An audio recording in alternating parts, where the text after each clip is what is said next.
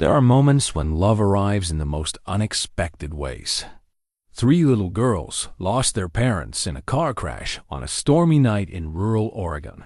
A golden retriever named Ranger heard their cries and did something extraordinary. He led them through the storm to safety.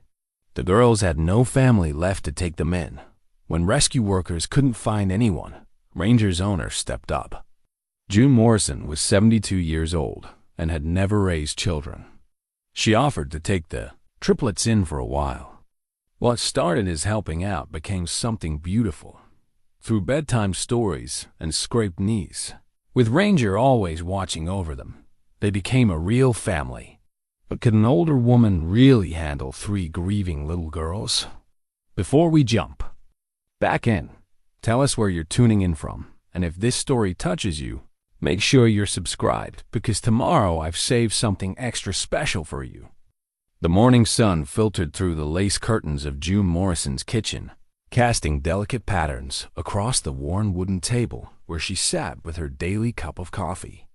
At 72, June had developed routines that provided comfort in their predictability.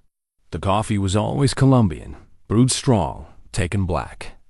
The newspaper arrived at 7:15 sharp, delivered by young Tommy Chun, who had been riding his bicycle down her gravel driveway for the past 4 years. Ranger, her golden retriever, lay stretched across the cool linoleum floor, his amber eyes tracking every movement June made.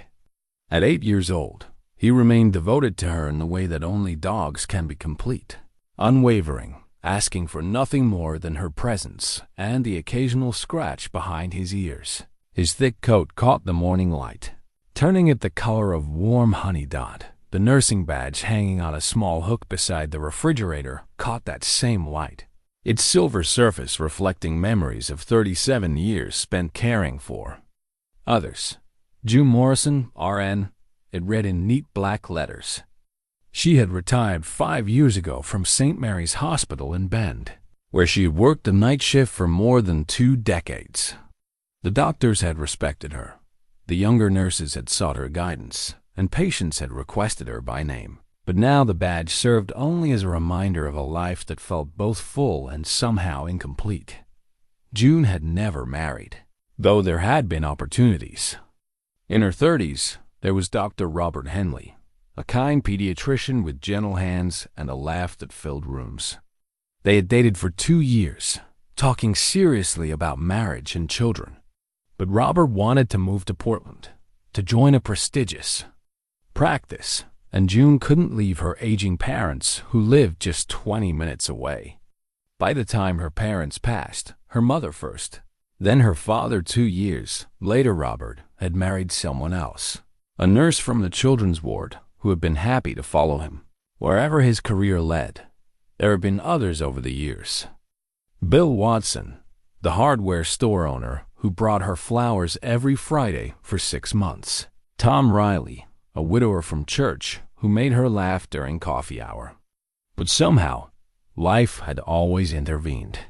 Her career demanded so much, those long night shifts, the emotional weight of caring for people in their most vulnerable moments. By the time she realized she wanted more than just her work, it seemed too late to start over. The house she lived in had belonged to her parents, a modest 2-bedroom cottage on 3 acres of pine and oak trees. She had grown up here, learned to drive on the winding dirt road that connected to the main highway, spent countless summer evenings on the wraparound porch, reading books and listening to her mother hum while tending her garden. When her parents died, June couldn't bear to sell it.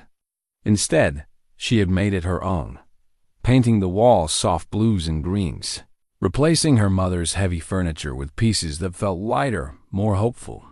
The town of Millfield, Oregon, population 847, existed primarily as a place where people either grew up and never left, or moved to when they wanted to disappear from somewhere else. June fell into the first category.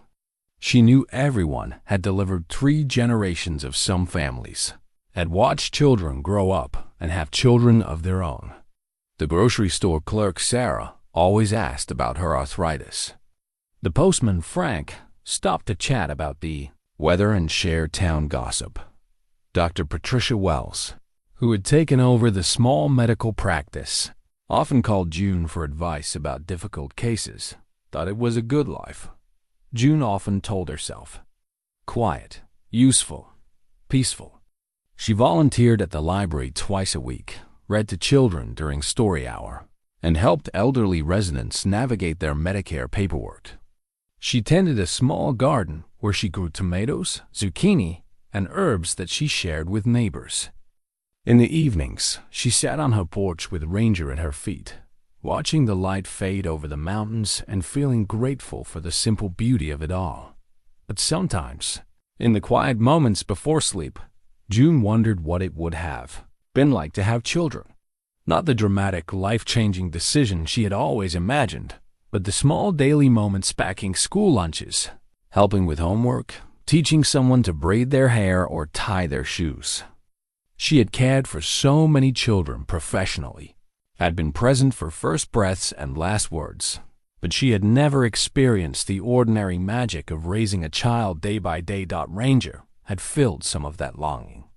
She had found him as a puppy at the animal shelter in Bend, all golden fluff and boundless energy. The volunteer had warned her that golden retrievers needed lots of exercise and attention, that they were bred to work and would grow restless without purpose. But June had looked into those intelligent brown eyes and felt something shift in her chest, a recognition, a calling she couldn't quite name. Over the years, Ranger had become more than a pet. He was her companion, her confidant, her early warning system for storms and strangers. He seemed to understand her moods, offering comfort when she felt lonely, encouragement when she doubted herself. When she read on the porch, he lay beside her chair. When she worked in the garden, he patrolled the perimeter. At night, he slept on a bed beside hers, his steady breathing a reassurance that she was not entirely alone. The phone rang at 8:30, interrupting her thoughts. It was Martha Henderson, her closest friend and former colleague, calling with news about their mutual friend Eleanor's hip surgery. They talked for 20 minutes about recovery times and physical therapy, about the challenges of aging and the importance of staying active. When June hung up, she realized how much of her conversation these days revolved around medical issues and the concerns of people her age. She stood and carried her empty coffee cup to the sink, running water over it while looking out the window at her garden. The tomatoes were coming in beautifully this year, heavy red orbs that would need picking soon. She would make sauce, as she did every summer, and distribute jars to neighbors who would exclaim over her mother's recipe and her generous spirit.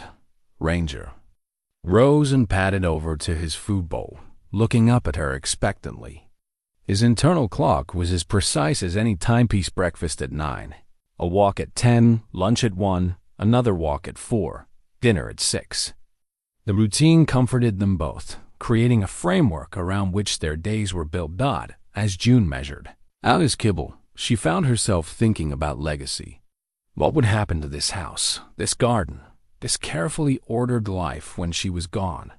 She had no siblings, no nieces or nephews, no godchildren to inherit her modest savings and her mother's china. The thought didn't frighten her exactly, but it created a hollow feeling in her chest, as if she were already beginning to fade. Outside, the morning was warming into what promised to be a beautiful day. The sky was clear, the air still held the coolness of night, and the birds were active in the oak trees that shaded her front yard. It was the kind of day that made her grateful to be alive, to have this place, this peace. She had no way of knowing that by evening, everything she thought she understood about her life would change forever. The storm arrived without warning, as summer storms often do in the mountains of Oregon. June had been reading on her porch, enjoying the unusual warmth of the late afternoon, when the wind suddenly shifted. The air grew heavy and electric, carrying the smell of rain from somewhere beyond the ridgeline. Dark clouds rolled in from the west, moving with a speed that made her think of old westerns where the cavalry charged across open plains. Ranger lifted his head from where he had been dozing beside her chair. His ears perked forward in a way that meant he sensed something she could not. He stood slowly, his body tense, nose testing the air. June had learned to trust his instincts over the years. He could predict storms hours before they arrived, could sense when deer were moving through the property, could somehow know when the mailman was still half a mile away. "What is it, boy?" she asked, setting down her book and reaching out to stroke his head. His fur felt different under her fingers, almost electric, as if the approaching storm had charged the very air around them. The first drops of rain began as they went inside. Fat droplets that struck the metal roof with the sharp sound of pebbles thrown against glass. Within minutes, the drops became a steady drumming, then a roar that made conversation impossible. June stood at her kitchen window, watching the rain transform her peaceful afternoon into something wild and dangerous. Lightning split the sky, followed immediately by thunder that shook the windows and made Ranger whine low in his throat. The storm was directly overhead now, moving with an intensity that seemed almost personal, as if nature had decided to make a point about its power over human plans and human comfort. The electricity went out at 7:30, plunging the house into the gray twilight of the storm. June lit candles and tried to continue reading, but Ranger would not settle. He paced from window to window, whining softly, occasionally looking back at her with an expression that seemed to say she should be paying attention to something important. "It's just a storm," she told him, but even as she spoke the words, she felt the inadequacy of them. This was not just a storm. This was the kind of weather that changed landscapes, that turned familiar roads into rushing streams, that reminded people how small and vulnerable they really were. The rain continued with unrelenting force. June had lived through many storms in her 72 years, but she had never heard anything quite like this. The sound was almost overwhelming, as if the sky had opened and was pouring out years of accumulated water all at once. At 9 o'clock, Ranger began to bark. Not his usual alert bark when someone approached the house, but something more urgent, more distressed. He ran to the front door, then back to June, then to the door again. His message unmistakable. Something was wrong outside, something that required her attention. "Ranger, settle down," she said, but her voice lacked conviction. His behavior was unusual enough to worry her. In 8 years together, she had never seen him this agitated during a storm. The barking continued, growing more insistent. Finally, June gave in to his urgency. She pulled on her rain jacket and boots, grabbed a flashlight, and opened the front door. The storm hit her like a physical force, rain driving sideways with enough power to make her stumble backward. But Ranger was already out, moving purposefully into the darkness despite the wind and water. "Ranger!" she called, but her voice was lost in the storm. She had no choice but to follow him, the beam of her flashlight creating a weak circle of visibility. In the chaos, he led her down the gravel driveway toward the main road, moving with the confidence of a dog who knew exactly where he was going. June struggled to keep up, her boots slipping on the wet stones, her jacket already soaked through despite its promise of waterproof protection. The sound reached her before she saw anything, a thin, high wailing that cut through the storm like a knife. It was not the wind, not an animal. It was human, and it was afraid. Ranger had stopped about 20 yards from the road, standing rigid beside something June's flashlight could not yet illuminate. As she drew closer, slipping and sliding on the muddy ground, the beam caught the outline of twisted metal and broken glass. A car, she realized, a car that had left the road and struck one of the large pine trees that lined this stretch of highway.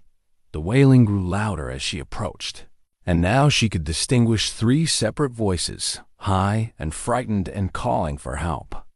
Children's voices. The car was small, a sedan that had been traveling too fast for the conditions. The front end was crumpled against the massive trunk of a pine tree, steam rising from the broken radiator. The driver's side door hung open, and June's flashlight beam found what she had dreaded: two adults in the front seats, motionless, their positions all wrong in the way that meant serious injury or worse. But the voices were coming from the back seat, where three small forms huddled together, crying and calling out words she could barely understand over the storm. June moved as quickly as she dared over the broken glass and twisted metal, her nursing training taking over despite the years since she had worked in emergency situations. The back door was jammed, but she managed to wrench it open far enough to shine her light inside. Three little girls, perhaps 6 years old, identical in the way that meant they were triplets. They were conscious and responding, which was the first good news she had found in this terrible scene. They had cuts and bruises, possibly more serious injuries, but they were alive and aware. "It's okay," she called to them over the storm, trying to project calm authority despite her own racing heart. "I'm here to help. My name is June, and I'm a nurse." One of the girls, it was impossible to tell them apart in the darkness and chaos, reached out toward her voice. "Mama and Daddy won't wake up," she said, the words barely audible over the thunder and rain. June's heart broke a little more as she understood the full scope of this tragedy. But there was no time for grief now, no time for anything but action. She needed to get these children out of the car, assess their injuries, and somehow get help despite the storm that had knocked out power and phone service throughout the area. "I'm going to help you out of here," she told them, reaching in to take the nearest child's hand. "This is Ranger, and he's going to help too. We're going to take you somewhere safe and warm." As if understanding his role, Ranger moved closer to the car, his presence somehow calming despite the chaos around them. The girls stopped crying as loudly, their attention caught by this large, gentle dog who seemed unafraid of the storm. Getting them out of the car was slow, careful work. June had to assume possible spinal injuries, had to support each child as she lifted them from the wreckage. They were soaked within seconds of leaving the car, but they were breathing, they were conscious, and they were no longer trapped. The walk back to her house took forever, June carrying one child while the other two held onto Ranger's collar and followed his lead through the darkness. The golden retriever seemed to understand the gravity of the situation, moving slowly and steadily, stopping whenever one of the girls stumbled or needed to rest. By the time they reached her front porch, all four of them were exhausted, soaked, and shivering. But they were safe. June's quiet evening, her peaceful routine, her carefully ordered life had been shattered by a storm and three little girls, who had no idea their world had just changed forever. The next few hours passed in a blur of activity that felt both surreal and intensely familiar to June. Her nursing instincts, dormant for 5 years, awakened with startling clarity. She moved through her house, gathering supplies: clean towels, first aid materials, warm blankets, while the three girls huddled together on her living room couch, still clutching a single stuffed bear that one of them had managed to save from the wreckage. The bear was brown and well-loved, its fur matted from years of handling and tonight's ordeal. All three girls kept their hands on it, as if it were an anchor in a world that had suddenly become unfamiliar and frightening. June noticed how they stayed pressed together, forming a tight circle of shared comfort that spoke to bonds deeper than most people could imagine. By candlelight, she conducted careful examinations of each child. Emma, she learned, was the one who seemed to take charge, speaking for her sisters when they were too scared or overwhelmed to respond to questions. She had a small cut on her forehead that needed cleaning but no stitches, and a bruised shoulder that suggested she had been thrown against the door during impact. Sophie was the quietest, the one who watched everything with large, serious eyes that seemed older than her 6 years. She had escaped with only minor bruises, but June could see the shock settling in, The way trauma sometimes delayed its full impact until safety was restored, Grace was the most vocal about her pain. A scraped knee that looked worse than it was. And what June suspected was a mild concussion based on her complaints of dizziness and nausea. All three showed signs of shock and exhaustion, but nothing that required immediate emergency intervention. The phone lines were down, the electricity still out, and the storm continued to rage outside with undiminished fury. June realized she would be caring for these children alone until morning, when help could finally arrive. The responsibility felt enormous and familiar at the same time. She had spent decades making critical decisions in emergency situations, but never in her own home, never with children who had just lost everything. She started with the practical necessities. Hot baths to warm their chilled bodies and wash away the mud and glass fragments from the accident. Her bathroom filled with steam and the sound of water running, creating a cocoon of warmth against the storm outside. The girls were shy at first, unused to help from a stranger, but exhaustion and need overcame their natural reserve. Emma went first, accepting June's gentle assistance with the dignity of a child who had learned early to be responsible for others.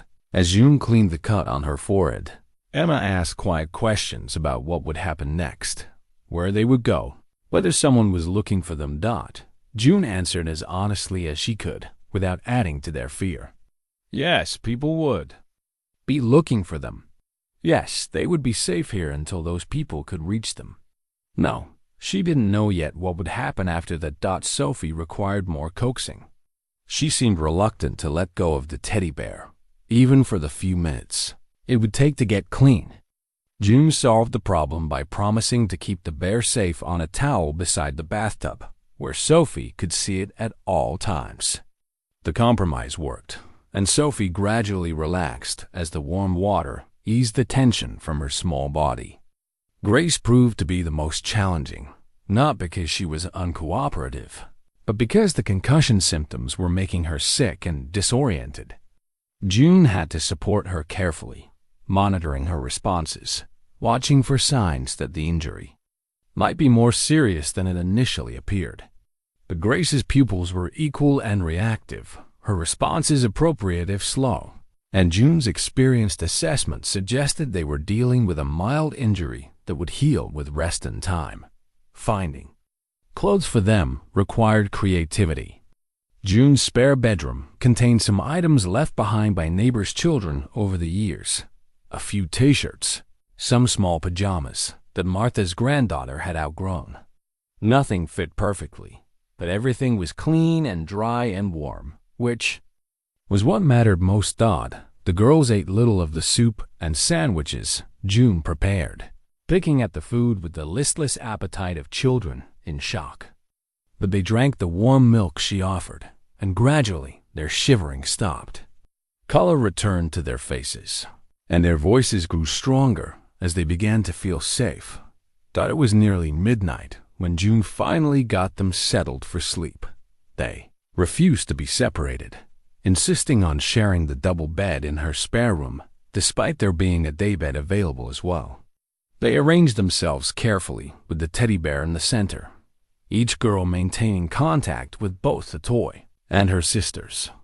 June sat beside the bed until their breathing grew deep and regular, watching over them in the flickering candlelight. They looked so small in her large bed, so vulnerable despite the fierce way they protected each other. She found herself wondering about their parents, what kind of people they had been, whether they had been traveling somewhere important, whether anyone else in the world was missing these three precious girls. The storm began to ease around 2 in the morning, the drumming on the roof growing softer, the wind less violent. June moved to her kitchen table and sat by the window, watching for the first signs of dawn while Ranger kept vigil beside the bedroom door where the girls slept. She knew that morning would bring authorities, questions, decisions that would determine what happened to Emma, Sophie, and Grace. Child Protective Services would become involved. Family members would be sought. Foster care arrangements would be made. The girls would be swept into a system designed to help children in crisis. But that system was rarely gentle, rarely focused on keeping siblings together, rarely able to provide the kind of stability that traumatized children needed most. June had seen it happen before. During her years at the hospital, well-meaning social workers who were overworked and underfunded, foster families who cared but were already stretched thin, children who got lost in the shuffle of bureaucracy, and good intentions gone wrong.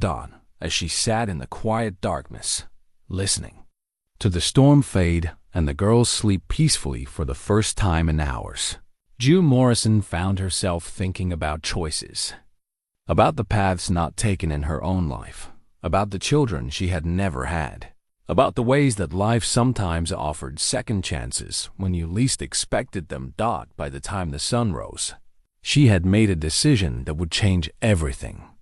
Social worker arrived at 10 in the morning, driving a state vehicle that looked official and imposing in June's simple driveway.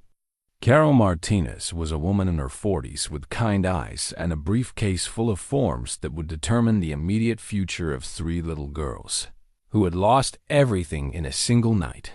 June had been awake since dawn, preparing for this moment. She had made coffee, contacted Dr. Wells to report the accident and request medical evaluations for the girls, and spent quiet time sitting with Emma, Sophie, and Grace as they woke up in a strange place, slowly remembering the tragedy that had brought them there. The girls had been remarkably brave. They ate breakfast scrambled eggs and toast that June cut into small triangles, the way her mother used to do for her, and answered Carol's gentle questions with the resilience that children sometimes show in the face of unthinkable loss. Yes, their names were Emma Rose, Sophie Claire, and Grace Elizabeth Carter. They were 6 years old, born on March 15th. They lived at 432 Oak Street in Portland with their mommy and daddy, Jessica and Michael Carter. They had been driving to visit their grandmother in Seattle for her birthday when the storm started, and Daddy said they should find somewhere to wait until it got better. No, they didn't have any other family. Grandma Carter had died last Christmas, and Grandma Jessica lived far away in Florida and was too sick to take care of anyone. There were no aunts or uncles, no close family friends who had been designated as guardians. Carol Martinez listened to all of this with professional compassion, making notes on official forms while June served coffee and tried not to think about what would happen next. The social worker was clearly experienced, clearly caring, but she was also clearly overwhelmed. She mentioned caseloads and placement challenges, the difficulty of finding foster families willing to take 3 children at once, especially during the summer when many regular foster families were dealing with their own children being home from school. The ideal situation would be to keep them together, Carol explained to June while the girls played quietly in the living room with some books June had found in a closet. Siblings' bonds are crucial for recovery from trauma, especially for multiples like these. But finding a placement for 3 children the same age is extremely challenging. June had been waiting for this opening. What about temporary kinship? Care? She asked, using terminology she had learned during her years of working with social services at the hospital. Carol looked up from her paperwork, her expression curious. Do you have a relationship with the family? No, June admitted. But I'm a retired registered nurse with 37 years of experience, including pediatric care. I have a clean background check from my volunteer work, and I have the space and resources to care for them while you look for permanent placement. The words came out more smoothly than June had expected, as if she had been practicing them for years instead of hours. She had been thinking about this since dawn, weighing the practical considerations against something deeper, a pull she felt toward these 3 children that had nothing to do with duty or obligation and everything to do with a recognition she couldn't quite name. Carol studied her carefully. Kinship care typically refers to relatives or close family friends. What you're describing would be more like emergency foster care, which requires different licensing and approval processes. How long do those processes take? June asked, though. She suspected she already knew the answer. Weeks, sometimes months. In the meantime, the girls would need to be placed in available foster care, likely in different homes if we can't find someone willing to take all three. The thought of Emma, Sophie, and Grace being separated, of losing each other on top of losing their parents, made June's chest tighten with an emotion she hadn't felt in years. It was protective, fierce, and completely irrational given that she had known these children for less than 12 hours. What would emergency kinship care require? She pressed. Carol pulled out another set of forms. Immediate background checks, which we can expedite. A home safety inspection, which I can do today. References from people who can speak to your character and your ability to care for children. Medical clearance. And the girls would need to express their preference, though at their age, that's not always decisive. June looked toward the living room where Emma was reading quietly to her sisters, all three of them still staying close to each other, still sharing the teddy bear that had become their security blanket. They looked small and lost in her furniture, but they also looked peaceful in a way that suggested they felt safe here. "I'd like to apply," June said, surprising herself with the certainty in her voice. The next few hours passed in a whirlwind of phone calls and paperwork. Dr. Wells arrived to examine the girls and pronounced them physically healthy despite their ordeal. Grace's concussion symptoms were already improving, and the other injuries were minor enough to heal without intervention. Martha Henderson served as June's primary reference, speaking passionately about June's character, her years of caring for others, and her reliability. Pastor Williams from the Methodist Church provided a second reference, and Dr. Patricia Wells offered a professional assessment of June's capabilities as a caregiver. The home inspection was straightforward. June's house was clean, safe, and had adequate space for 3 additional residents. Carol walked through every room, checking for hazards and making notes about sleeping arrangements, emergency exits, and child-proofing needs that would have to be addressed. The most difficult part was the conversation with the girls themselves. Carol sat with them in the living room, while June listened from the kitchen, her heart pounding as she heard Emma speak for all 3 sisters. "We want to stay with June and Ranger," Emma said with the quiet dignity that seemed to be her nature. "They saved us from the storm, and Ranger is brave, and June makes good eggs." Sophie nodded seriously. "She has soft blankets, and her house smells like cookies." Grace, still pale but more alert than she had been the night before, added, "Will you make sure we can keep Mr. Bear?" She held up the stuffed animal that had become central to their sense of security. "Of course you can keep Mr. Bear," Carol assured her. "And if you stay with June, it would just be for a little while, until we can find your forever family." June felt something twist in her chest at those words, forever family, as if she were a temporary solution to a permanent problem. But she pushed the feeling aside. Right now, what mattered was keeping these girls together and giving them stability while they grieved and healed. By late afternoon, the paperwork was complete and the arrangements were official. Emma, Sophie, and Grace Carter would remain in June Morrison's care as an emergency kinship placement, while social services searched for permanent options. As Carol Martinez drove away, June stood on her front porch with 3 little girls and a golden retriever, watching the official car disappear down her driveway. The sun was shining, the air was clean after the storm, and her quiet life had been transformed in ways she was only beginning to understand.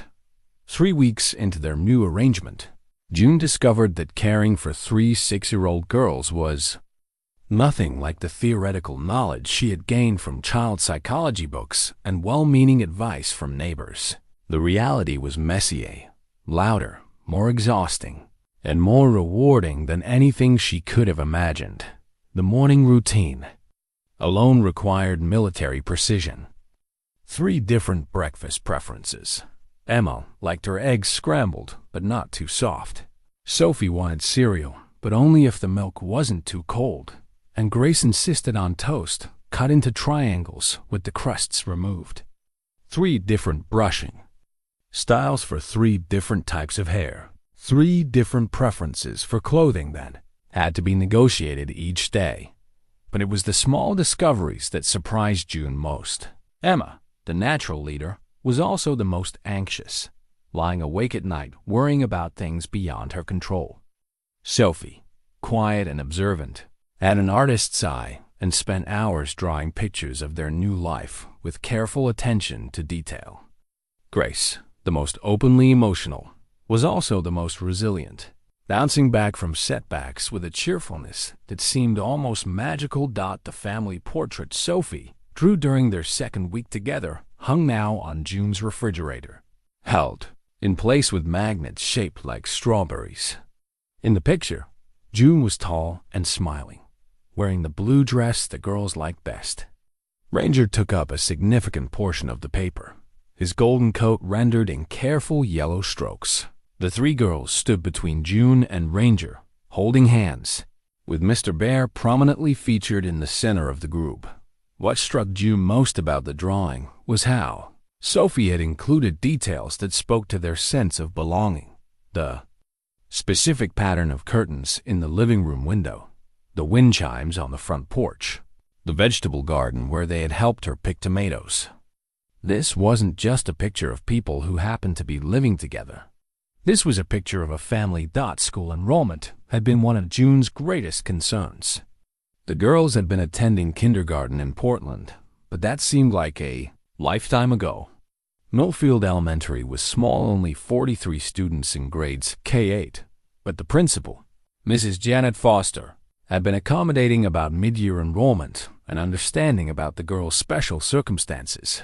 Emma threw herself into school with the same quiet determination she brought to everything else. She quickly made friends with 2 other first-grade girls and impressed her teacher with her reading ability and her helpful nature. But June noticed the way Emma watched over her sisters during recess, the way she positioned herself to keep them in sight at all times.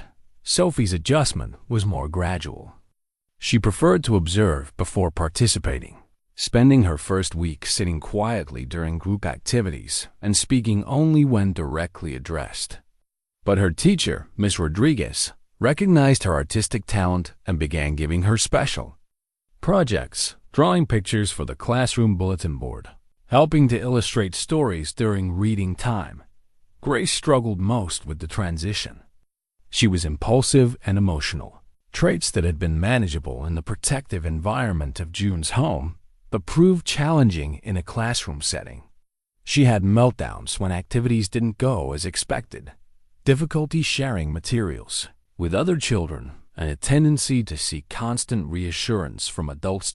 June found herself driving to the school frequently during those first weeks, sometimes to pick up Grace early when she was too overwhelmed to continue, sometimes to meet with teachers about strategies for helping all 3 girls adjust. The principal and teachers were patient and understanding, but June could see the strain in their eyes. 3 new students with significant trauma histories were a challenge for any small school. The community response had been mixed.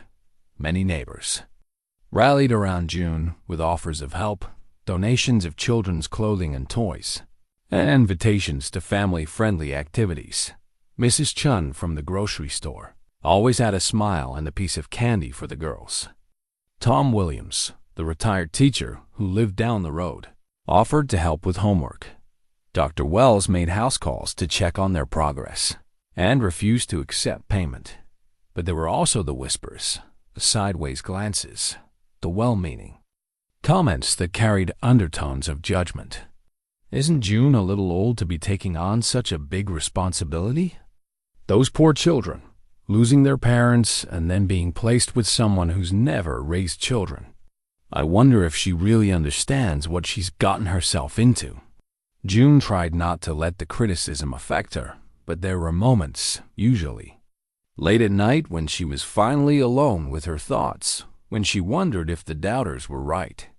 At 72, was she too old to provide what these girls needed? Was her lack of parenting experience a disservice to children who had already suffered so much loss? The physical exhaustion was real. She woke up earlier and went to bed later than she had in years. Her knees ached from getting down on the floor to play games or help with puzzles. Her voice was hoarse from reading bedtime stories and answering endless questions about everything from why the sky was blue to where people went when they died. But there were also moments of pure joy that caught her off guard. Grace's delighted laughter when Ranger performed his repertoire of tricks. Sophie's quiet pride when she showed June a particularly detailed drawing. Emma's solemn thank you for fixing her favorite stuffed animal's loose arm. The way all three girls automatically included her in their games, their plans. Their assumptions about the future Ranger had adapted to his new role as protector and playmate with remarkable grace. He seemed to understand that his job had expanded beyond keeping June company to watching over 3 small humans who needed different kinds of care. He was gentle during indoor play, but alert during outdoor activities. He positioned himself strategically during mealtimes to catch dropped food and during craft projects to provide a warm, steady presence when emotions ran high. The girls had assigned him various titles. Emma called him Ranger the Brave.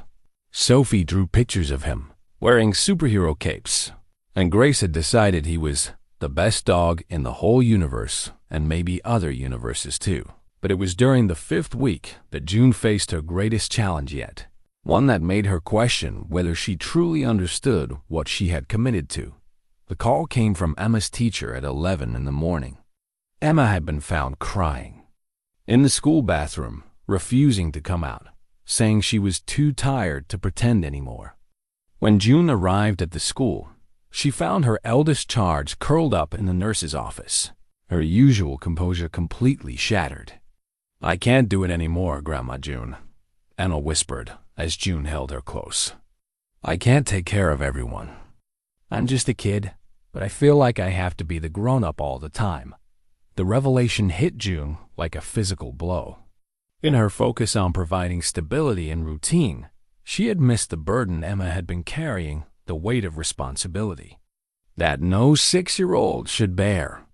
Emma had been the translator for her sister's needs, the mediator in their conflicts, the strong one who never broke down. That afternoon, June made a decision that felt both terrifying and necessary.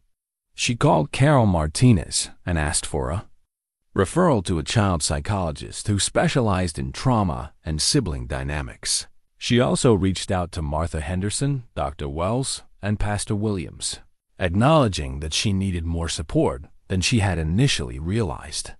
The community response was immediate and overwhelming. Martha organized a rotation of volunteers to help with transportation and childcare. Dr. Wells arranged for weekly check-ins that didn't feel like medical appointments. Pastor Williams' wife, Susan, offered to teach the girls basic cooking skills, giving them a sense of competence and contribution that didn't rely on emotional caretaking. Most importantly, June had honest conversations with each girl about their roles in the family. She explained to Emma that being the oldest didn't mean being responsible for everyone's happiness. She helped Sophie understand that her quiet observations were valuable, but she didn't need to solve problems by staying invisible. She worked with Grace to channel her big emotions into words instead of actions that disrupted the whole household. The changes weren't immediate or dramatic, but they were real. Emma began asking for help with her own needs instead of focusing solely on her sisters. Sophie started speaking up during family meetings they instituted to discuss problems and make decisions together. Grace learned to recognize when she was getting overwhelmed and developed strategies for calming herself down. June also had to confront her own limitations. At 72, she simply didn't have the energy she'd had at 30 or even 50. Some evenings, she was too tired to read 3 separate bedtime stories. So they instituted Big Bed Story Time, where everyone piled onto June's bed for one longer tale. When playground supervision became too physically demanding, she arranged for the girls to have playdates at friends' houses where younger parents could provide the active engagement they needed. The doubters in the community became more vocal. During this period, June overheard conversations at the grocery store about that poor old woman who's bitten off more than she can chew, and those girls who need more than she can give them. The criticism stung, particularly because some of it echoed her own midnight fears. But there were also unexpected allies. Mrs. Patterson, the stern widow who lived 2 streets over, began stopping by with casseroles and offers to help with laundry. Tom Williams started including the girls in his weekend woodworking projects, teaching them to use tools safely while giving June a few hours of quiet time. Even young Tommy Chun, the paper boy, began staying a few extra minutes in the mornings to play fetch with Ranger when he sensed the household was having a difficult day. The breakthrough came during their 6th week together at the school's fall festival. June watched from a picnic table as Emma played games with newfound freedom, no longer scanning constantly to make sure her sisters were safe. Sophie had entered an art contest and was proudly showing her painting to anyone who would look. Grace was racing around with a group of children, her laughter carrying across the playground with pure joy. "They look happy," said a voice behind her. June turned to find Patricia Chum, Tommy's mother and the head of the school's parent-teacher organization. "They are," June replied, though she heard the uncertainty in her own voice. "You look tired," Patricia observed, not unkindly. June nodded. "I am. Some days I wonder if I'm doing right by them." Patricia sat down beside her, watching the girls play. "My grandmother raised me after my parents died in a car accident in Taiwan. I was 8. My brother was 5. Everyone said she was too old, too traditional, too set in her ways to raise American children." She paused, smiling at the memory. "Grandma didn't speak much English, didn't understand our school system, couldn't help us with homework beyond basic math. But she loved us fiercely, and she made sure we knew we belonged to her, and she belonged to us. That was enough." June felt tears she hadn't expected gathering in her eyes. How do you know when you're enough? When the children stop looking over their shoulders for the next disaster, Patricia said simply. When they make plans for next week, next month, next year. When they fight with you about bedtimes and chores because they're secure enough to test boundaries. Looking across the playground at 3 little girls who were arguing with obvious delight about which game to play next, June realized that Patricia was right. Emma, Sophie, and Grace weren't walking on eggshells anymore, weren't trying to be perfect to avoid abandonment. They were acting like normal children with a normal grandmother who would be there tomorrow and the day after that. That night, as June tucked them into their beds and listened to their excited chatter about the day's adventures, she felt something settle in her chest, a quiet confidence that had been missing since the day they arrived. She wasn't perfect, and neither was their arrangement, but they were working. They were healing. They were becoming a family in all the ways that truly mattered.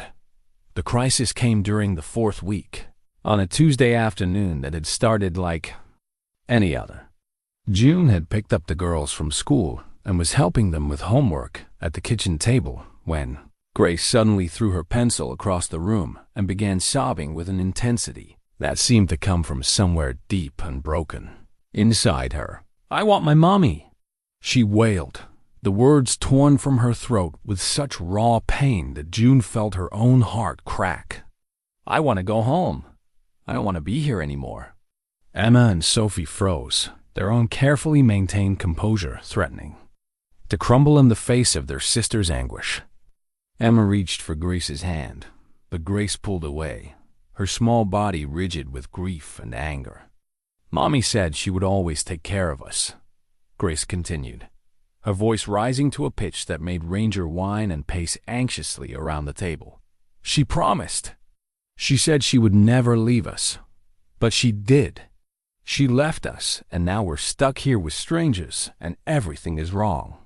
June had been trained to handle medical emergencies, but nothing in her nursing education had prepared her for this moment. Grace's pain was so pure, so devastating, that June felt completely inadequate to address it. This wasn't something that could be bandaged or medicated or solved with professional competence. She knelt beside Grace's chair, not trying to touch or restrain her, just being present while the storm of grief ran its course.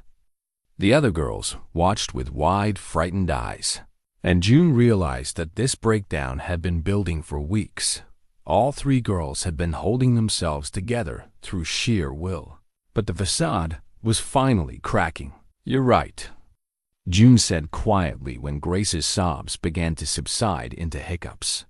"Your mommy did promise to always take care of you, and she meant it.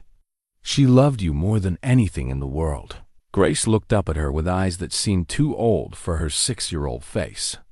Then why did she leave? June had rehearsed answers to this question, had read books about explaining death to children, had consulted with Dr. Wells about age-appropriate responses. But faced with Grace's direct, heartbroken gaze, all of those careful explanations seemed inadequate. "Sometimes terrible things happen that nobody wants or plans," she said finally. "Your mommy and daddy didn't choose to leave you. They were taken away by an accident, and they would give anything to still be here with you. But we're all alone now," Sophie whispered, speaking up for the first time since the outburst began. "No," June said firmly, moving to where she could. "See all three girls. You are not alone. You have each other, and you have me, and you have Ranger. We're not the same as your mommy and daddy, but we love you, and we're going to take care of you." Emma, always the responsible one, asked the question that June had been dreading. "But you're not really our family," the social worker lady said. "We would only stay here for a little while, until they found our forever family." June felt something shift inside her chest, a recognition of a truth she had been avoiding for weeks. These girls weren't a temporary responsibility she had taken on out of duty or compassion. They had become essential to her in ways she was only beginning to understand. "Would you like us to be your real family?"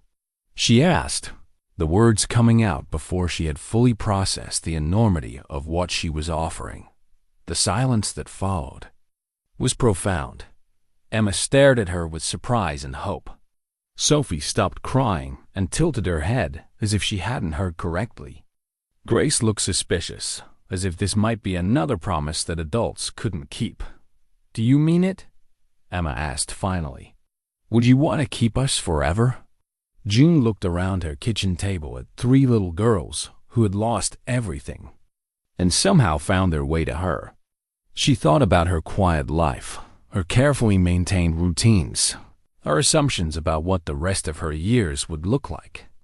All of that seemed pale and insubstantial compared to the vibrant, chaotic, loving reality of the past month. "Yes," she said, and knew she meant it completely. "I would like very much to be your family if you would like me to be yours." The response was immediate and overwhelming. Grace launched herself from her chair into June's arms, followed quickly by Sophie, and then more sedately by Emma, who seemed to need to maintain some dignity even in moments of high emotion. June found herself surrounded by warm, small bodies and the clean smell of children's shampoo and the slight mustiness of Mr. Bear. "Can we call you something besides June?" Grace asked, her voice muffled against June's shoulder. "What would you like to call me?" "Could we call you Grandma June?" Sophie suggested. "Like other kids have grandmas?" June felt tears she hadn't expected start to blur her vision. "I would love that," she managed to say. The rest of the afternoon passed in a blur of excited planning and questions. Where would they put all their furniture when they officially moved in? Could they help plant flowers in the garden next spring? Would Ranger still be their dog if they became a real family? Could they learn to make cookies like the ones that made the house? Smell so good? June answered as many questions as she could, while her mind raced through the practical implications of what she had just committed to. Adoption proceedings, legal guardianship, the financial responsibility of raising 3 children on her retirement income, the physical demands of parenting that would only increase as the girls grew older. But underneath the practical concerns was a feeling she hadn't experienced in years, a sense of purpose and belonging that made all the challenges seem manageable. For the first time since her parents' deaths, June felt like she was part of something larger than herself.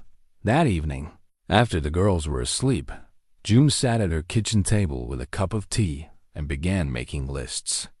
Legal steps she would need to take, financial planning she would need to do, changes she would need to make to the house to accommodate 3 growing children, the memory box from her nursing, career set on the counter nearby, filled with commendations and thank you, letters from patients and their families. She had been proud of that career, of the difference she had made in people's lives during their most vulnerable moments. But looking at the drawings on her refrigerator, listening to the soft sounds of 3 children sleeping safely in her spare bedroom, June realized that perhaps her most important work was just beginning. The phone call came on a Thursday morning in October, 6 weeks after June had made her promise to the girls about becoming their forever family. She had just finished braiding Emma's hair and was helping Sophie find her favorite pencils when the phone rang with the particular urgency that meant official business. Carol Martinez's voice was carefully professional, but June could hear something underneath it: reluctance, perhaps, or apology. June, I need to come out and talk with you this afternoon. Something has come up regarding the girls' case. June felt her stomach drop. Over the past weeks, she had begun to think of the adoption as a certainty, a matter of paperwork and time, rather than a decision that could be reversed.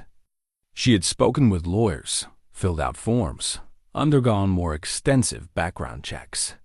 The girls had been seeing Dr. Wells regularly for counseling, and all reports indicated they were thriving in their new environment. What kind of something? June asked, trying to keep her voice steady while Emma looked up at her with curious eyes. I'd rather discuss it in person. Can you arrange for the girls to be elsewhere this afternoon? Maybe 3 o'clock? The request sent a chill through June. If Carol needed to speak with her privately, it meant the conversation would be about the girls' future in ways that might upset them. June agreed to the meeting and spent the rest of the morning trying to maintain normal routine while her mind raced through possibilities. Martha Henderson agreed to take the girls for the afternoon, promising a trip to the library and ice cream afterward. Emma seemed to sense that something was different, asking twice if everything was okay. But June managed to reassure her with a smile that felt more convincing than it was. Carol arrived precisely at 3, carrying a manila folder that looked ominous in its official thickness. She accepted June's offer of coffee, but left it untouched on the kitchen table as she opened the folder and pulled out several documents. We've located a relative, she said without preamble. The girl's father had a half-sister in California, Patricia Carter Williams. She's been out of the country for the past 2 months on business, which is why we didn't find her initially. June felt the words hit her like a physical blow. A relative? She's 38 years old, married with 2 children of her own, ages 8 and 10. She lives in San Diego, has a stable income as a marketing executive, and she's expressed strong interest in taking custody of her nieces. The folder contained photographs, a woman with dark hair and a warm smile, standing with her own children in front of a house with palm trees and a swimming pool. There were letters on professional letterhead expressing Patricia's desire to provide a home for Emma, Sophie, and Grace. There were financial documents showing her ability to support 3 additional children. She says she's been estranged from her half-brother for several years due to a family disagreement, but she deeply regrets not being in the girls' lives. Carol continued. She wants to honor their parents' memory by raising them with their biological family. June stared at the photographs, trying to process what this meant. The woman looked kind, responsible, successful. Her children were smiling and well-dressed. The house was large and beautiful. By any objective measure, this was a better situation than what June could offer a younger guardian. Financial security, siblings for the girls to grow up with, a life in a warm climate with opportunities that small-town Oregon couldn't provide. What does this mean for the adoption proceedings? June asked, though she suspected she already knew the answer. Biological family takes precedence, especially when they can demonstrate the ability to care for the children, Carol said gently. Ms. Carter-Williams is flying out next week to meet the girls and discuss the transition. The word transition hung in the air like a threat. June thought about Grace's meltdown just 2 weeks ago, about how long it had taken all 3 girls to feel safe and secure. The idea of uprooting them again, of sending them across the country to live with a stranger, seemed cruel despite the woman's good intentions. Have you told them? June asked. Not yet. I wanted to discuss it with you first, to plan how to present this in a way that minimizes trauma. June appreciated the consideration, but she knew there was no way to present this news that wouldn't devastate the girls. They had already begun calling her Grandma June. They had made plans for Halloween costumes, for Christmas morning, for planting a garden next spring. Emma had asked just yesterday whether she could keep Ranger when she grew up and moved away to college. She wants to meet them before making a final decision, Carol continued. And the girls will have input into the process. Their preferences won't be legally binding at their age, but they'll be considered. After Carol left, June sat alone in her kitchen with the photographs and documents spread across the table.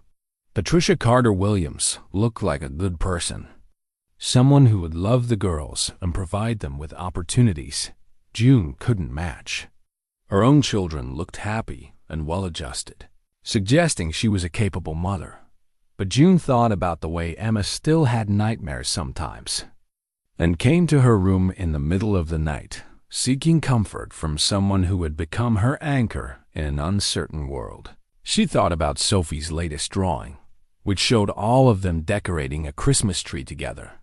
She thought about Grace's excited plans for her 7th birthday party, which she wanted to have in June's backyard with all her new friends. From school, Ranger seemed to sense her distress, coming to rest his head on her knee while she sat absorbed in thought. He had been such a part of their family formation, such a source of comfort and stability for the girls. Would this aunt allow them to have a dog? Would they remember him, or would he become just another loss in a series of separations? When Martha brought the girls home that evening, they were full of stories about their library adventure and the books they had checked out. They chattered through dinner about a craft project they wanted to try and a movie they hoped to watch over the weekend.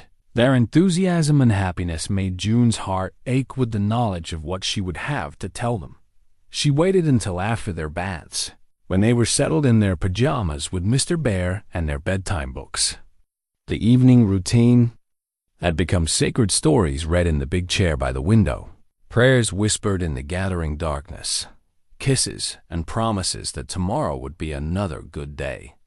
I need to tell you something important, June began, settling into the chair where she had sat so many nights, watching over their sleep and feeling grateful for their presence in her life. Emma, always attuned to adult emotions, immediately looked worried. Is something wrong, Grandma June? June took a deep breath and began to explain about Patricia Carter-Williams, about biological family and legal requirements, about the possibility that they might be going to live in California with their father's sister. The silence that followed was profound. Sophie clutched Mr. Bear more tightly. Grace's lower lip began to tremble. Emma stared at June with an expression of betrayal that cut straight through to her heart. But you promised, Emma said finally, her voice small and hurt. You said we could be your real family. I meant that promise, June said, fighting to keep her voice steady. But sometimes grown-ups have to follow rules, even when those rules don't feel right. We don't want to go to California, Grace announced, her chin jutting out with characteristic stubbornness. We want to stay here with you and Ranger. I know, June whispered, pulling all three girls close. I want that too, more than anything. As she held them that night, listening to their questions and fears, June made a decision that surprised her with its clarity. She might be required to meet with Patricia Carter Williams, might be legally obligated to facilitate this transition, but she wasn't going to give up without a fight. Patricia Carter Williams arrived on a crisp Monday morning in late October, driving a rental car from the airport in Bend. June watched from her kitchen window as the woman she had seen only in photographs stepped out onto her gravel driveway, smoothing her traveling clothes and looking around at the rural setting with what appeared to be genuine interest rather than judgment. She was prettier in person than in her pictures, with kind eyes and an easy smile that reminded June painfully of the girl's father, whose funeral photo she had seen in newspaper clippings. Patricia moved with the confidence of someone accustomed to handling difficult situations, but there was something tentative in her approach to the front door, as if she understood the delicacy of this moment. June had spent the weekend preparing for this meeting in ways both practical and emotional. The house was spotless, the girls' artwork prominently displayed, evidence of their thriving life here, carefully arranged for maximum impact. She had also spent hours looking through the jewelry box in her bedroom, touching the wedding ring that had belonged to her late husband, David, a marriage that had lasted only 2 years before his death in Vietnam, but had left her with an understanding of love's capacity to transform ordinary people into fierce protectors. The girls were at school, a decision June had made to allow the adults to talk first before the emotional complexities of introduction. But their presence was everywhere, backpacks by the door, drawings on the refrigerator, the faint sound of their laughter still echoing in rooms that had been silent for so many years before their arrival. Ms. Morrison, Patricia said when June opened the door, extending a hand with a grip that was firm but not aggressive. Thank you for agreeing to this meeting. I know this must be difficult. June invited her in, noting how Patricia's eyes immediately went to the family portrait Sophie had drawn, now framed and hang in the entryway. The woman's expression was unreadable as she took in the visual evidence of the life the girls had built here. They sat in the living room with coffee and the kind of awkward politeness that accompanied conversations about children's futures. Patricia was articulate and thoughtful, speaking about her desire to honor her brother's memory and her regret about the family estrangement that had kept her away from his daughters. I had no idea they even existed until the social worker contacted me, she admitted, her voice heavy with genuine remorse. Michael and I had a falling out over our father's estate 5 years ago. It was stupid and stubborn, and I kept thinking I would reach out to him when I was ready to apologize. Now I'll never have that chance. June found herself liking this woman, despite wanting to see her as an enemy. Patricia's grief seemed authentic, her desire to care for the girls motivated by love rather than obligation. She spoke knowledgeably about child psychology, about the importance of maintaining sibling bonds, about her plans to honor their parents' memory while helping them build new lives. I've been reading about trauma recovery in children, Patricia continued, pulling out a notebook filled with careful research. I understand they've been through multiple losses and transitions. I want to make this as gentle as possible. They've made remarkable progress, June said, choosing her words carefully. But they're still fragile. Grace has nightmares. Emma worries constantly about losing people she loves. Sophie expresses her feelings through art rather than words. They need consistency and patience. I can provide that, Patricia assured her. My children are older and very excited about having younger cousins. We have resources, a good school district, child psychologists, space for them to heal and grow. June showed Patricia through the house, pointing out the bedroom the girls shared by choice, the reading corner where they did homework, the back porch where they helped with gardening. Each room told the story of children who had found security and belonging after profound loss. "They seem very happy here," Patricia observed, studying a collection of photographs June had taken over the past months. The girls playing with Ranger, helping in the garden, dressed up for school pictures. "They are," June said simply. "This has become their home." Patricia was quiet for a long moment, looking out the kitchen window at the yard, where Ranger was patrolling his territory with the serious dedication he brought to protecting his expanded family. "I can see that," she said finally, "and I can see how much you love them. But I'm their family, Ms. Morrison. Their blood family. Doesn't that mean something?" The question hung between them, loaded with implications about belonging and biology, about legal rights and emotional bonds. June had wrestled with this very issue during her sleepless nights over the past week. Family is about more than blood, June said carefully. It's about who shows up day after day, who provides safety and love and consistency. These girls have been through enough upheaval. When the school bus dropped the girls off that afternoon, June watched through the window. As Patricia saw them for the first time, Emma led the way up the driveway with her usual responsible demeanor. Sophie followed with her quiet observation of everything around her, and Grace bounced along behind them, chattering about something that had happened at recess. They were beautiful. Children, healthy and confident and obviously well cared for. June felt a fierce pride watching them, but also a deep fear about what the next few hours would bring. The introductions were careful and formal. The girls knew why Patricia was there. June had prepared them as gently as possible, but they remained polite and distant, answering her questions with the minimum required responses. Patricia had brought gifts, art supplies for Sophie, a science kit for Emma, a stuffed unicorn for Grace. The girls accepted them with proper thank yous, but June could see their wariness, their instinctive protection of the life they had built here. "Do you remember your daddy talking about Aunt Patricia?" Patricia asked, settling into the living room chair that June had vacated for her. The girls looked at each other, some silent communication passing between them. Finally, Emma spoke for the group, as she often did. "Daddy said he had a sister, but that she lived far away and they didn't talk anymore." "That's right," Patricia said, her voice gentle. "We had a disagreement, and I was too proud to fix it. I'm very sorry about that now."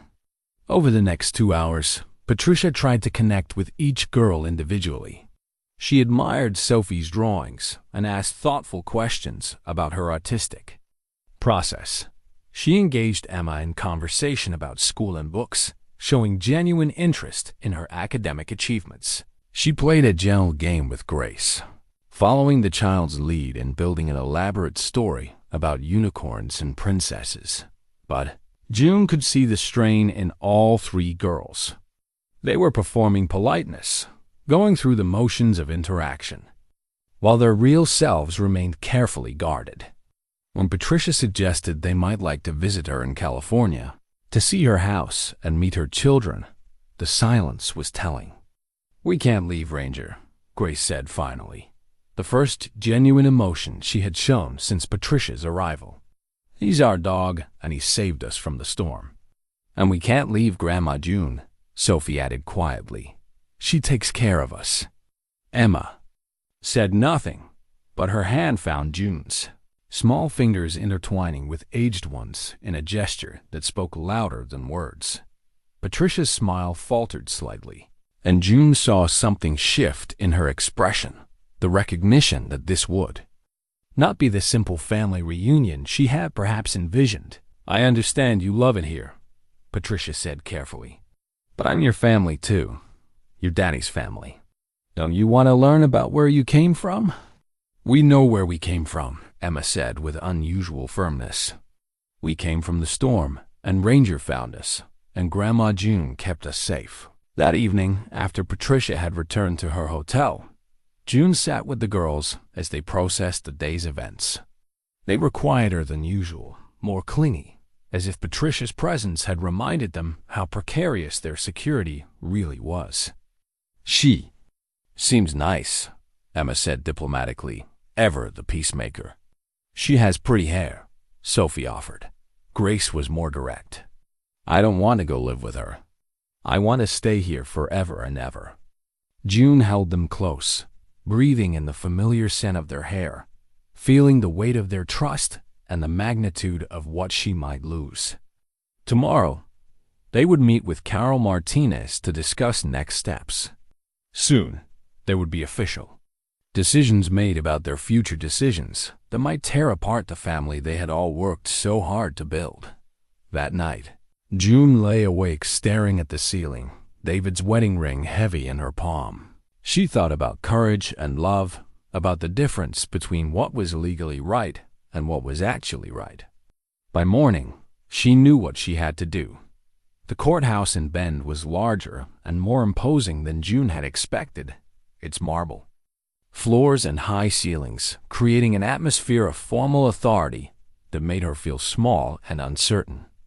She sat on a wooden bench outside the family court chamber, watching lawyers and social workers and other families navigate the complex business of determining children's futures. Emma, Sophie, and Grace sat beside her, dressed in their best clothes, and clutching the makeshift medal they had created for Ranger the night before. It was fashioned from cardboard and aluminum foil, with "World's Best Hero Dog" written in Emma's careful printing and decorated with Sophie's colorful drawings of golden retrievers wearing capes. Ranger himself waited in the car with Martha Henderson, who had driven them to the hearing and promised to be there for whatever came next. The girls had insisted on bringing the medal to show the judge, as if official recognition of Ranger's heroism might somehow influence the legal proceedings in their favor. Judge Margaret Thornton called their case at 2 o'clock, her voice echoing through the formal chamber with the weight of absolute authority. June had never been in a courtroom before, and the experience felt both dramatic and anticlimactic, like a television show where the stakes were lower but also infinitely more personal. Patricia Carter Williams sat with her attorney on one side of the room, looking professional and composed in a navy blue suit. Her paperwork was organized in neat folders, her financial documents impressive in their scope and detail. She had flown her own children up from California to show the judge how well the girls would fit into their established family structure. June sat with her court-appointed attorney, a kind but overworked public defender named James Morrison, no relation despite the shared name, who had warned her that biological family preference was strong in these cases. Her own documentation seemed thin by comparison. Letters of recommendation from community members, medical reports showing the girls' excellent progress, school records indicating their academic and social adjustment. Carol Martinez presented the case history first, outlining the girls' rescue from the accident, their placement with June, and the recent emergence of Patricia as a potential guardian. Her testimony was factual and professional, but June caught the subtle emphasis she placed on the girls' remarkable recovery and adjustment over the past months. Patricia testified next, speaking eloquently about her desire to provide the girls with family connections they had lost, about the resources she could offer, about her deep regret for the estrangement that had kept her from knowing her brother's children. She was articulate and sincere, painting a picture of suburban stability and financial security that contrasted starkly with June's modest rural lifestyle. "I can give them opportunities Ms. Morrison simply cannot," Patricia concluded. Private schools, travel, cultural experiences, connections to their heritage. They would be raised with their cousins, surrounded by family who shares their history and their DNA. When it was June's turn to speak, she felt her age acutely, the tremor in her hands, the slight uncertainty in her voice, the awareness that she was asking the court to bet on an elderly woman's ability to raise 3 young children. "Your Honor," she began, looking directly at Judge Thornton despite her nerves. "I know I'm not the obvious choice. I'm 72 years old. I've never raised children of my own. And I can't offer private schools or swimming pools or big houses." She paused, gathering her thoughts and her courage. "But I can offer something that might be more important. I can offer them a home where they're not just being accommodated, they're celebrated, where their individual needs are understood and met, where they don't have to compete for attention or adapt to someone else's existing family structure." June looked at the girls, who were watching her with the kind of intense focus that meant they understood this moment would determine their futures. Emma needs to feel in control because she's been through too much chaos. Sophie needs quiet space to process her feelings through art. Grace needs patience when her emotions overwhelm her.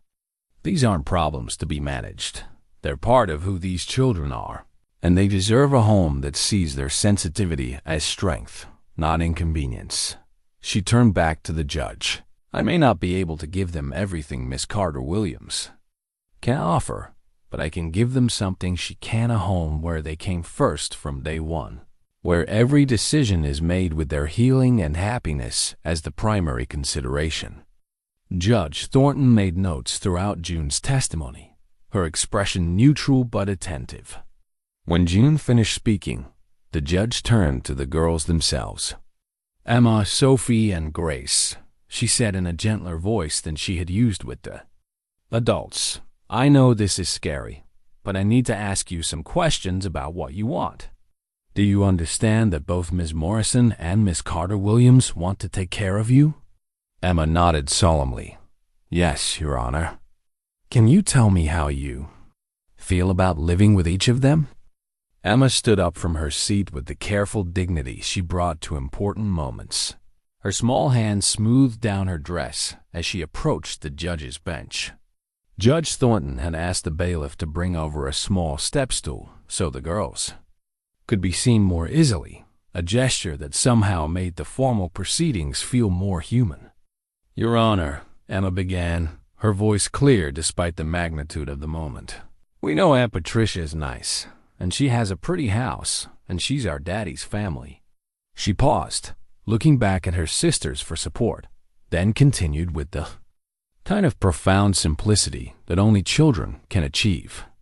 "But Grandma June is the one who saved us, not just from the storm, but from being scared all the time. When we have nightmares, she sits with us until we fall asleep. When Grace gets upset, she knows exactly how to help her feel better. When Sophie draws pictures, she puts them on the refrigerator like they're most important art in the world." Emma's composure wavered slightly, but she pressed on. "Aunt Patricia wants us because we're her family, but Grandma June wants us because we're us. She learned all our favorite foods and how we like our hair braided, and that Sophie needs the light on when she goes to sleep. She didn't have to do any of that, but she did it because she loves us." Judge Thornton nodded encouragingly. "And how do you feel about living in California with your aunt?" "It would be nice to have cousins," Emma admitted honestly. "But we already have a family. We have Grandma June and Ranger and our house and our school friends. Moving away would be like losing everything all over again." Sophie went next, clutching the medal they had made for Ranger. When asked the same questions, she spoke more quietly but with equal conviction. "I drew a picture of our family," she said, pulling out a folded paper from her pocket. "It has all of us in it, me and Emma and Grace and Grandma June and Ranger. We're all holding hands in front of our house, and we're all smiling." She unfolded the drawing and held it up for the judge to see. It was remarkably detailed for a 6-year-old's work, showing not just the people and the dog, but small touches that spoke to deep observation. The specific pattern of June's favorite apron, the way Ranger's tail curved when he was happy, the wind chimes on the front porch. "I tried to draw one with Aunt Patricia in it," Sophie continued, "but it didn't look right. It looked like strangers standing together instead of a family. Grace was the most emotional. her testimony interspersed with tears and fierce declarations about not wanting to leave Ranger behind. But when Judge Thornton asked her what family meant to her, Grace's answer was the most profound of all. "Family is people who choose to love you, even when it's hard," she said, her 6-year-old wisdom stunning the courtroom into silence. "Grandma June chose us when nobody else wanted us, and she keeps choosing us every day, even when we're cranky, or sad, or difficult." After the girls finished testifying, Judge Thornton called for a brief recess. June watched Patricia during the break, seeing the woman struggle with emotions she was trying to keep professional. When proceedings resumed, Patricia asked to make an additional statement. "Your Honor," she said, her voice less steady than it had been earlier, "I came here believing that biological family was automatically the right choice. I thought I could provide these girls with something Ms. Morrison couldn't: connection to their father, financial security, a traditional family structure." She looked at the girls, then at June, her expression thoughtful and sad. "But listening to their testimony, I realized I was thinking about what I could give them, not about what they need. They don't need someone to provide them with a family.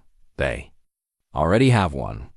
Patricia's lawyer looked alarmed at this unexpected turn, but she continued despite his obvious disapproval.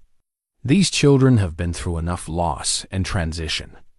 They found stability and love with Ms. Morrison, and they've made it clear that removing them from her care would be another trauma, not a rescue." Judge Thornton listened carefully, making notes and occasionally asking clarifying questions.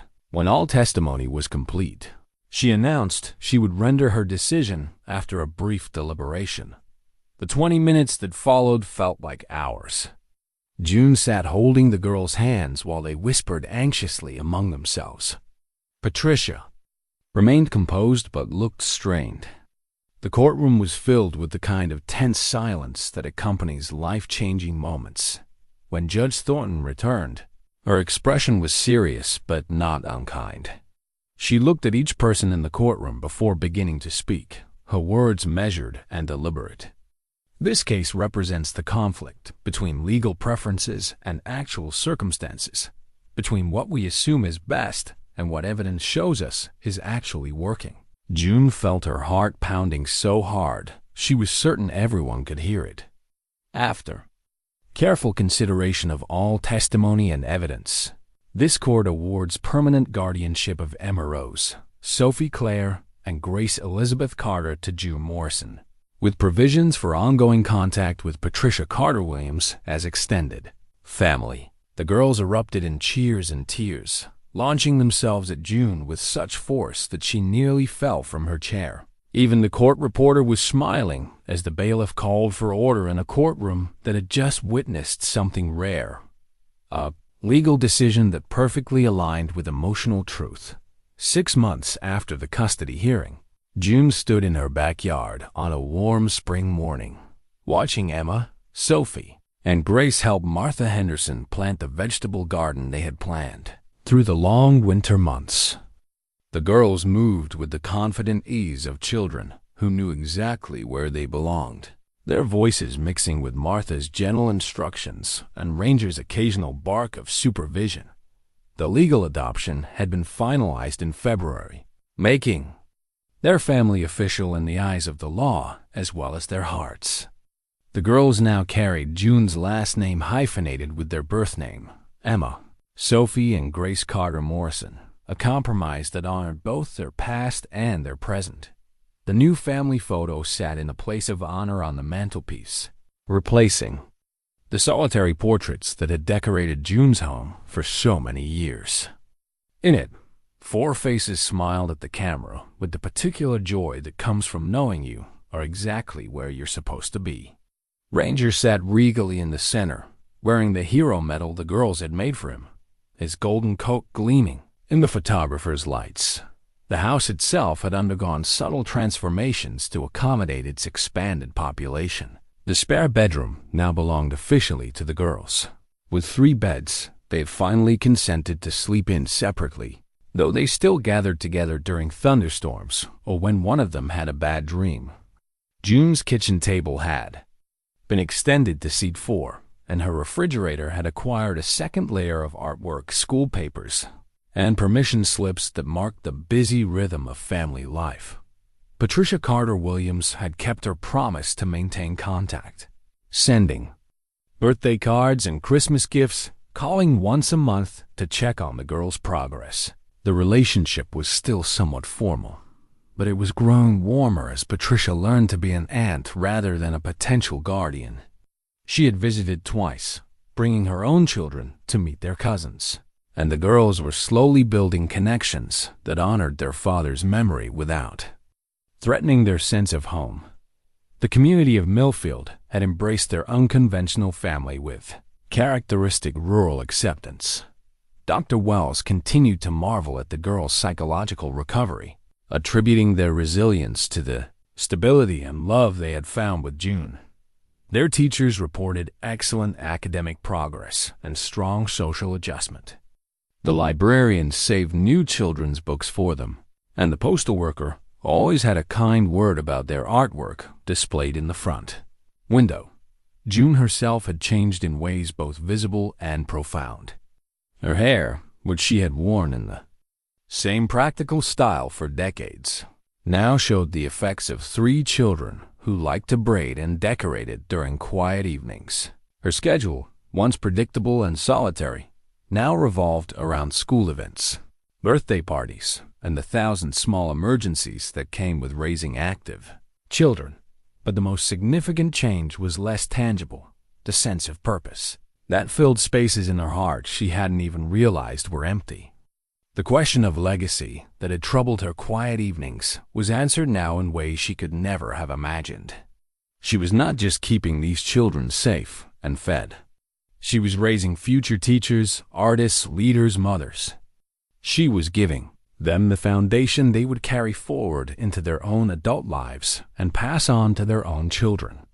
Emma had grown into her role as oldest sister with increasing confidence, no longer carrying the weight of protecting everyone single-handedly.